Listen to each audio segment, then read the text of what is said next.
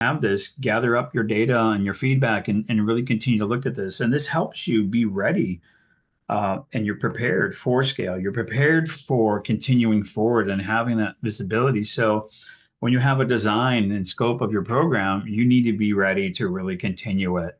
And having a plan in place, it doesn't have to be this elaborate, complex thing, but just some key things and the things that I've talked about in previous sessions, like with Irene and Robert. Um, we kind of laid those things out, but this is really kind of, keeping that scale in mind and everything that you do when you look at these programs, even if you're a small organization, where can that go? Where is that going to grow? And keep in mind that for your organization, where I'm at, it's huge, right? So we have to look at how do we deliver this? How is this going to grow across the globe, right? Thousands upon thousands of applications. How do we look at that? But I might be at a company where I've got 5 products. Well, there's things there that how do I continue the life cycle of that? So keep that in mind. And by the way, having 150 models to keep track of is not a bad thing. No, So no, it's great. that's a Although that's a good thing to have. we've been keeping all of our risk, which is part of the model, our risk assessments Yeah. and all of our notes in a central repository. And when we scaled, and it was quite the first time, this is really early, like 2004. And there weren't that many champion programs. Nobody talked Yeah. about it. There had been a few. I found out later. We thought we were the one and only the first because we co-invented it. Parallel invented it for ourselves, but at Cisco. But um, so we had this thing when we were a tight little team, a way to keep everything.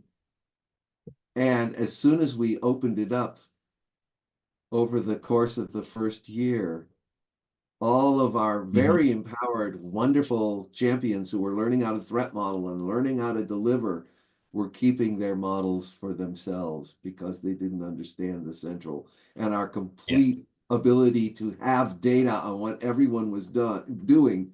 Yeah. And we had counted on people doing it the way we'd done it, and it was a complete failure.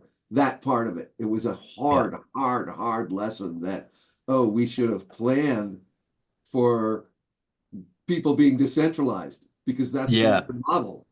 And that's where we go here when we talk about growing and scaling and expanding. Like I mentioned, like, oh, I have 150 models. And if you have these from different groups, they just won't stop making them, right? If that's success. You've got people modeling, but you got to scale and grow this with your friends, with your community, being ready for, that. And as I mentioned before, that plan, like, what is it? It doesn't have to be super complex, but how are you going to support fast growth, slow growth, to think that I have a long list here of different things and just some key points to pull out. Um, Start small. I've talked about that a lot. Just get started. Really, just start doing it. Let it grow. Work with different groups. That's going to be really based on your organization. Some other things is you got to be prepared to support and train as you grow. Think about that. Train trainers. Leverage champions if you have a champions program. If you don't have a champions program, please consider building one because that goes a long way to really help out. Other things too, repeatable processes, technology can help as well. There's plenty of products out there, both manual, open source, commercial, so on and so forth. Um, as you mentioned too, as you talked about decentralized and gathering the data to be able to get lessons from your own models. You and I spoke too about some things around growing your community, drives programs at the same time.